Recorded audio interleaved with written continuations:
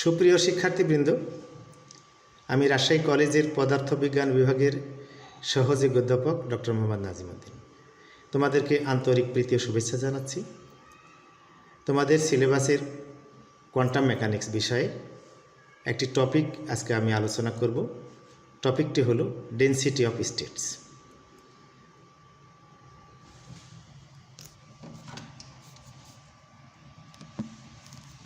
আমরা জানি একটি আদর্শ গ্যাস অসংখ্য মলিকুল দ্বারা গঠিত। একটি ধাতব পদার্থ, তার মধ্যে অসংখ্য ইলেকট্রন আছে এবং একটি ব্ল্যাক বডি, সেখানে তড়িৎচুম্বকীয় বিকিরণ থাকে, তার মানে ফোটন থাকে। অর্থাৎ ফিজিক্যাল সিস্টেম সেটি আদর্শ গ্যাস দ্বারা গঠিত হতে পারে, ধাতব পদার্থের ইলেকট্রন দ্বারা গঠিত হতে পারে, ব্ল্যাক বডি রেডিয়েশন দ্বারা গঠিত হতে পারে একটি ফিজিক্যাল সিস্টেম।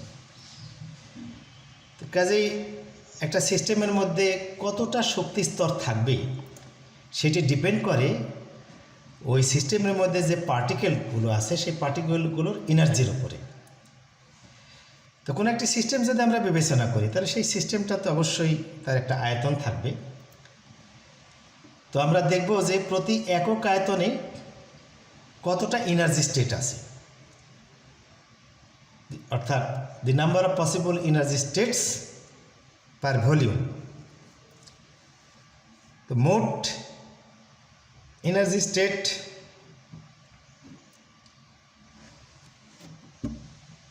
যদি n হয়, that is n function of e, অর্থাৎ এনার্জি স্তরের সংখ্যা নির্ভর করবে শক্তির উপরে।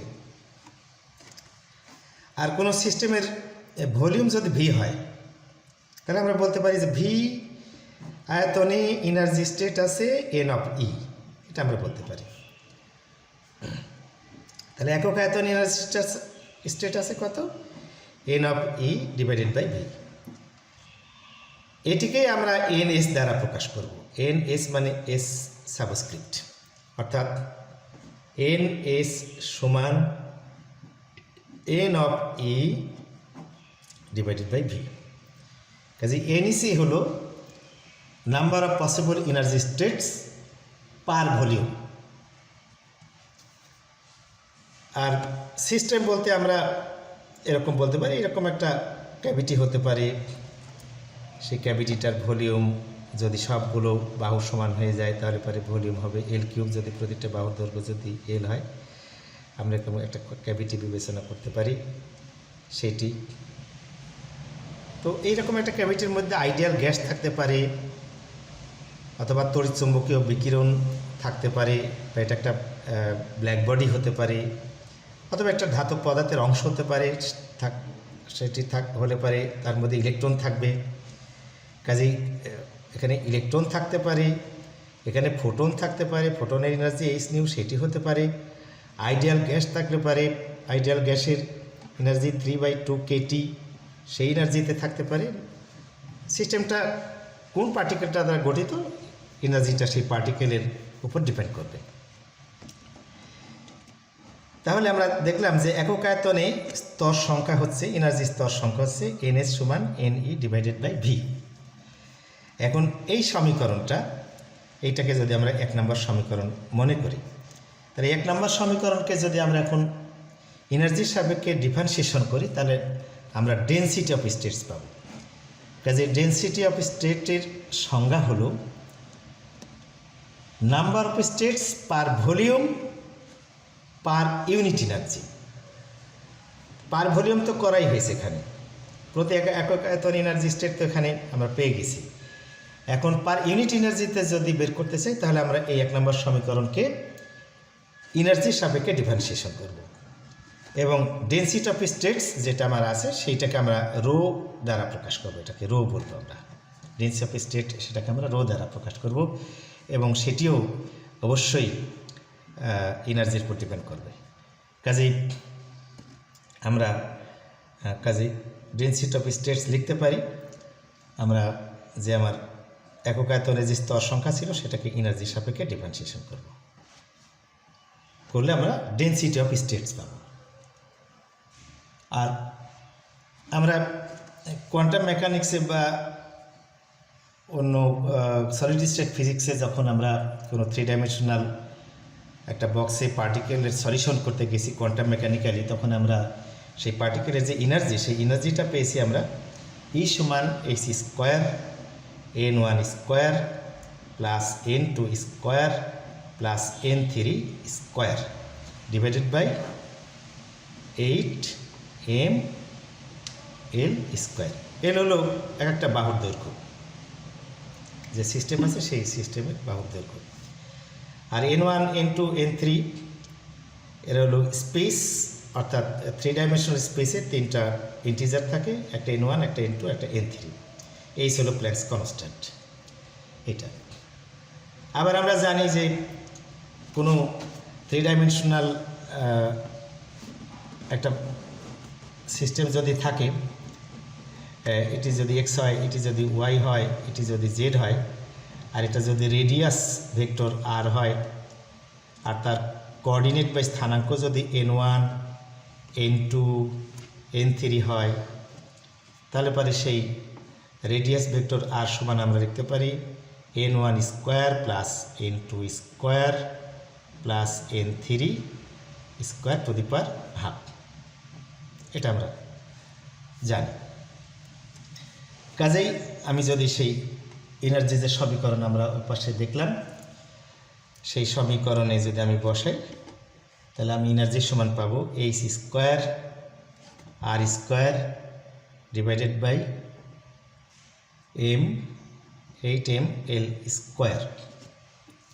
এবং এখান থেকে আমি আর ক্যালকুলেশন করতে পারি, আর সমান হবে 2√2me ডিভাইডেড বাই h।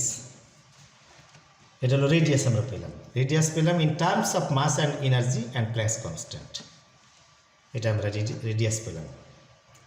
অর্থাৎ যদি এটা স্ফেরিক্যাল কোনো সিস্টেম হয় অথবা কিউবিক্যাল কোনো সিস্টেম হোক, তার রেডিয়াসটা আমরা এরকম করে পেলাম। এখন আমরা জানি কোনো 3 ডাইমেনশনাল সিস্টেমে যদি একটি স্ফিয়ার বিবেচনা করা হয়, তাহলে সেই স্ফিয়ারের 8টা অকটেন থাকে। আমরা 8টা অকটেন বিবেচনা করব না, আমরা একটি অকটেন বিবেচনা করব। সুতরাং একটি স্ফিয়ারের মোট ভলিউমের মধ্যে 8টা অকটেন্ট আছে, তাহলে একটি অকটেন যদি আমরা বিবেচনা করি, তাহলে মোট ভলিউমকে আমরা 8 দ্বারা ভাগ করব। আর যেহেতু আমরা এটা ইলেকট্রনের জন্যে এই বিষয়টি আলোচনা করছি, ইলেকট্রনের ডেনসিটি অফ স্টেটস বের করছি। এটা আমি শুরুতেই বলছি যে ইলেকট্রনের এটা হচ্ছে ইলেকট্রনের ডেনসিটি অফ স্টেট। ফার্স্ট পেজে এটা আমি লিখে দিচ্ছি, ফার্স্ট পেজে ইলেকট্রনের density of states, density of states for electron.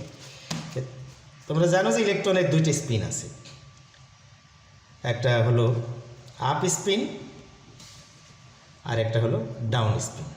Up spin সেটাকে বলা হয় প্লাস হাফ এইচ ক্রস, আর ডাউন স্পিন সেটাকে বলা হয় মাইনাস হাফ এইচ ক্রস।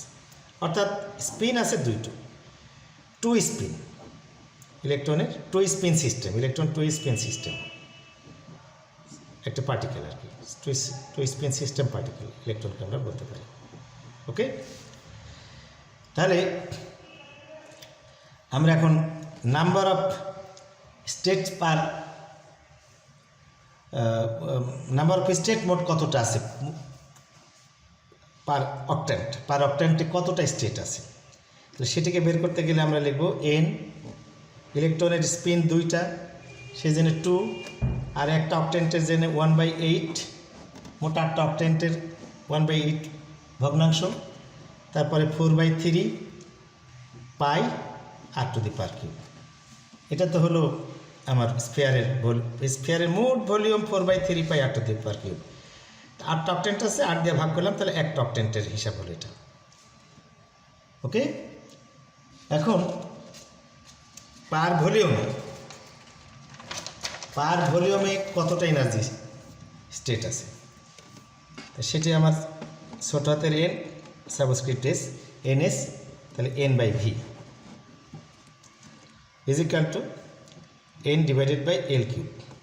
কারণ l যদি 3টা সাইডই যদি l হয়, তাহলে পরে l কিউব ভলিউম, এবং আমরা সেটা পাই 8 পাই by 3 twice m e to the power 3 by 2 divided by h cube. এটা আমরা পাই density of states per unit volume. This is density of states per unit volume, এবং সেটা সমান এত, এরকম পেলাম আমরা। ওকে, এখন density of states per unit energy সেটি বের করতে গেলে আগে বলা হয়েছে তাহলে রো, তাহলে সেই পার ইউনিট স্টেট সংখ্যাকে আমরা এনার্জির সাপেক্ষে ডিফারেন্সিয়েশন করব, এরকম করে লিখব। কাজে রো সমান আমরা তখন পাব 4 pi twice m to the power 3 by 2 divided by h cube root over e। এই হলো আমাদের number of energy states for electron. Electron আমরা এখানে ইলেকট্রনটা যদি লিখে দিই তাহলে কনফার্ম হতে পারি আমরা যেটা number of energy states for electron. এখন আমরা বের করব number of energy states for photon, অর্থাৎ rho e number of energy states for photon, এটার জন্য আমরা এখন হিসাব করতে দেব। ওকে, তা আমরা জানি যে একটা ফোটন তারও দুটো স্পিন আছে, ফোটনেরও এরকম দুটো স্পিন, দ্যাট ইজ ওরিয়েন্টেশন থাকতে পারে, পোলারাইজেশন থাকতে পারে। ফোটন হচ্ছে ইলেকট্রোম্যাগনেটিক এনার্জির একটি কণা, তার দুটো ওরিয়েন্টেশন থাকতে পারে। কাজে একটি ফোটনের এনার্জিকে আমরা লিখি ই সমান পিসি। কেমন করে ই সমান পিসি লিখলাম? কারণ আমরা জানি ই সমান mc square according to Einstein's formula অনুসারে। তাহলে এটা সমান আমরা এম একটা সি এখানে নিলাম আর একটা সি এখানে রাখলাম। তাহলে এম হচ্ছে mass of photon, c velocity of photon. Mass and velocity multiply করলে আমরা মোমেন্টাম পাই, লিনিয়ার মোমেন্টাম পি আর সি, এটা পেলাম। দ্যাট ইজ আমরা ই সমান পিসি পেলাম। আবার ডি ব্রগলি তরঙ্গ অনুসারে আমরা জানি যে ডি ব্রগলি তরঙ্গ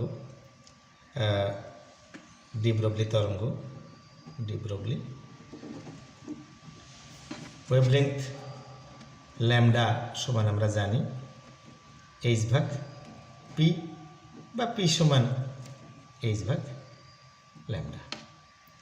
তাহলে তাই যদি আমরা এখানে বসাই তাহলে আমরা এখানে পাচ্ছি এইচ সি ভাগ ল্যামডা। একটা ফোটন এনার্জিকে আমরা এইভাবে প্রকাশ করতে পারি, এইচ সি ভাগ ল্যামডা।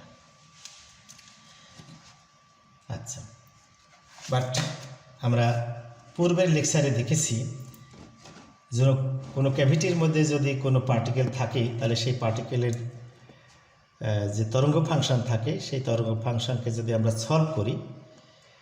সলভ করলে তার যে কোয়ান্টাম ওয়েভ নাম্বারগুলো আছে সেই ওয়েভ নাম্বারগুলোর যোগফল সমান হয় n1 pi divided by l square plus n2 pi divided by l তার square plus n3 pi divided by l square সমান সমান টুয়াইস পাই ভাগ ল্যামডা স্কোয়ার, এরকম আমরা জানি। এবং এখান থেকে আমরা আগেও দেখেছি আমরা হিসাব করতে পারি n1 square plus n2 square plus n3 square সমান সমান 4l square divided by lambda square, এরকম দেখেছি। বা টুয়াইস এল এর পর twice l divided by lambda দিয়ে আমরা পুরোটার পর স্কোয়ার দিতে পারি, এরকম। এখন আমরা এনার্জি এবং তরঙ্গ দৈর্ঘ্যের মধ্যে সম্পর্ক বের করি। আমরা আগেও দেখেছি সেটি হলো ফোটনের এনার্জি এইচ সমান এইচ নিউ, এবং সেটি সমান হচ্ছে h c divided by lambda. অতএব ল্যামডার সমান আমরা লিখতে পারি h c divided by e, এটা লিখতে পারি। তাহলে আমরা n1 স্কোয়ার, আমরা এখান থেকে আসি, n1 square plus n2 square plus n3 square, এটার সমান আমরা লিখতে পারি। ওখানে যাতে সমীকরণে আমাদের এই সমীকরণটাকে যদি আমরা 2 ধরি, আর প্রথমে যে সমীকরণটা ছিল, আমাদের প্রথম সমীকরণটা ছিল এটা, সেটাকে যদি আমরা 1 ধরি, তাহলে আমরা আর এই সমীকরণটাকে যদি আমরা 3 নাম্বার বলি, তাহলে আমরা এখান থেকে পাচ্ছি 2l divided by hc by e পুরোটার উপরে স্কোয়ার, এটা পাচ্ছি। তার মানে এটাকে যদি আমি একটু সিম্পলিফাই করে লিখি, n1 square plus n2 square plus n3 square সমান সমান 2le divided by hc whole square, এরকম লিখতে পারি। এখন আমরা জানি 3 ডাইমেনশনাল সিস্টেমের জন্য যে রেডিয়াস ভেক্টর, এর আগেও বলা হয়েছে, সেটি সমান লিখতে পারি আর স্কোয়ার সমান n1 square plus n2 square plus n3 square, অর্থাৎ n1 n2 n3 তিনটা কোঅর্ডিনেট ফর 3 অ্যাক্সিস। এবং আমরা সেখানে পেয়েছি যে আর সমান, আর স্কোয়ার সমান আমরা পেয়েছি 2le ডিভাইডেড বাই hc, এটা আর স্কোয়ার সমান আমরা পেয়েছি স্কোয়ার, এবং আর সমান তাহলে আমরা লিখব simply 2le divided by hc। Very simple.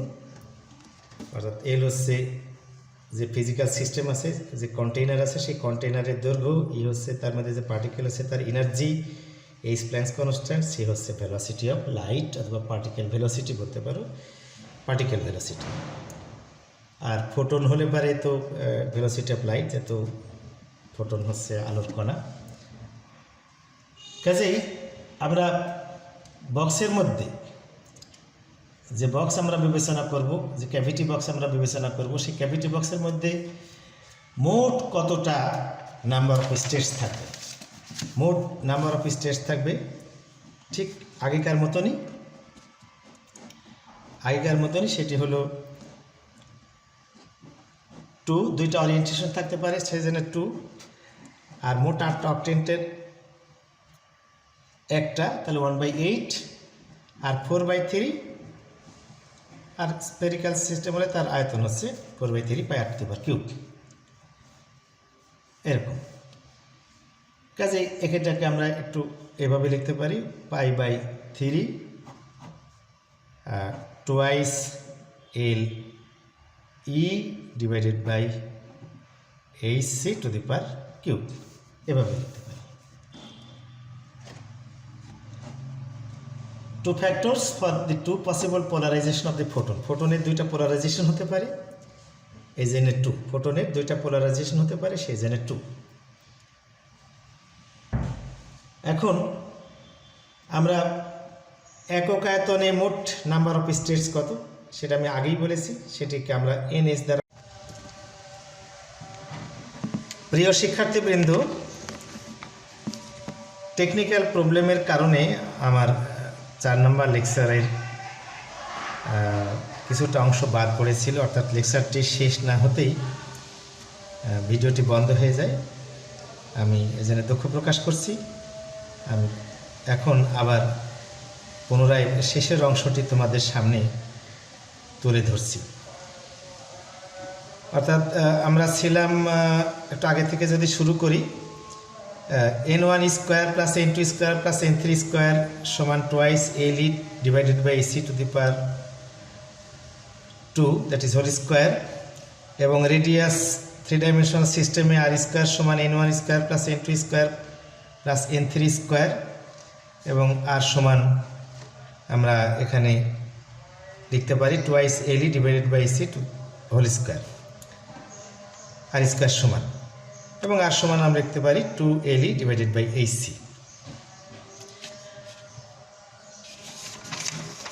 এখন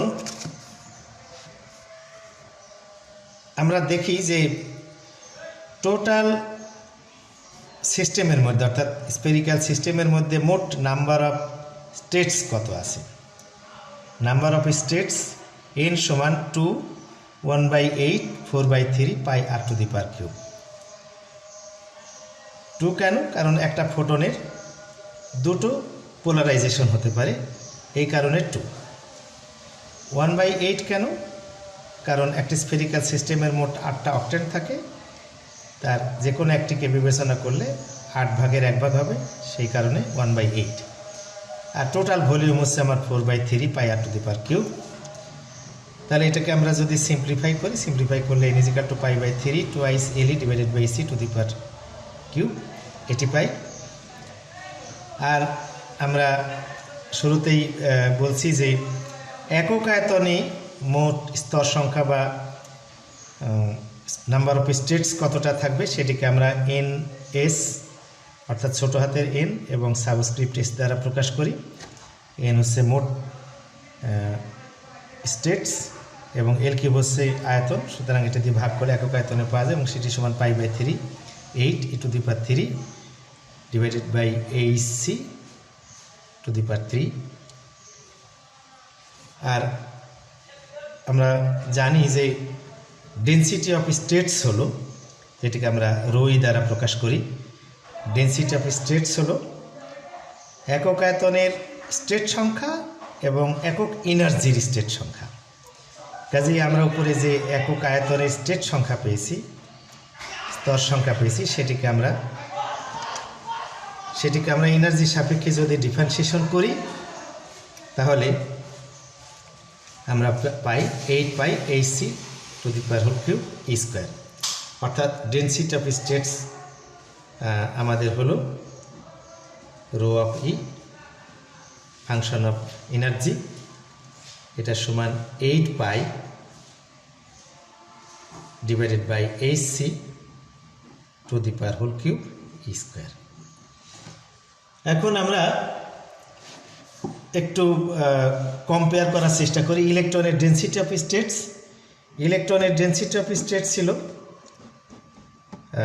এর আগে আমরা যে বের করলাম সেটি ছিল 4 pi twice m to the power 3/2 divided by h cube root over e। আর আমরা ফোটনের যে ডেনসিটি অফ স্টেটস পেলাম PHO ফোটন যে ডেনসিটি স্টেটস পেলাম সেটা হচ্ছে 8 pi divided by HC whole cube E square. অর্থাৎ এখানে একটা বিউটিফুল ফিজিক্স আছে, ফিজিক্সের একটা বিউটি আছে, সেটা হলো ডেনসিটি অফ স্টেটস ইলেকট্রনের বেলায় এনার্জির বর্গমূলের সমানুপাতিক আর ফোটনের বেলায় এনার্জির বর্গের সমানুপাতিক। এর কারণ হলো ফিজিক্স এখানে বলে একটা পার্টিকেল এনার্জি যত বেশি হবে তার ডেনসিটি অফ স্টেটস তত বেশি হবে। অর্থাৎ density of states increases much faster with energy for photons compare to the non relativistic electrons because the energy dependence of the wavelength। অর্থাৎ এনার্জি আমরা জানি, শুরুতেই আমরা দেখেছি energy HC divided by lambda, অর্থাৎ এনার্জিটা তরঙ্গ দৈর্ঘ্যের উপর নির্ভর করে, সেই কারণে ডেনসিটি অফ স্টেটটাও এনার্জির উপর নির্ভর করবে। আর ইলেকট্রনটাকে ওখানে বিবেচনা করা হয়েছে নন রিলেটিভিস্টিক পার্টিকেল হিসাবে, বাট ফোটন তো অবশ্যই রিলেটিভিস্টিক পার্টিকেল। কাজে রিলেটিভিস্টিক পার্টিকেল যদি হয় তাহলে তার ডেনসিটি অফ স্টেটস আরও বেশি হবে, সেটা আমরা সমীকরণ থেকে দেখতে পাচ্ছি ইলেকট্রনের সাথে। এবং ইলেকট্রনের মাস আছে সেখানে, কিন্তু আমাদের ফোটনের ডেনসিটি অফ স্টেটে ফোটনের কোনো মাস এখানে ফিজিক্যালি আসেনি, যদিও ফোটনের মোমেন্টাম আছে। কাজেই আমরা একটা বলতে পারি যে ডেনসিটি অফ স্টেটস বাড়বে এনার্জি বাড়ার সাথে সাথে। এনার্জি যত বৃদ্ধি পাবে ডেনসিটি অফ স্টেটস তত বৃদ্ধি পাবে। তো এই ছিল আমার ইলেকট্রনের ডেনসিটি অফ স্টেটস এবং ফোটনের ডেনসিটি অফ স্টেটস নিয়ে আলোচনা। এই আলোচনাটি আমি এখানেই শেষ করছি। তোমাদেরকে অসংখ্য ধন্যবাদ। আল্লাহ হাফিজ।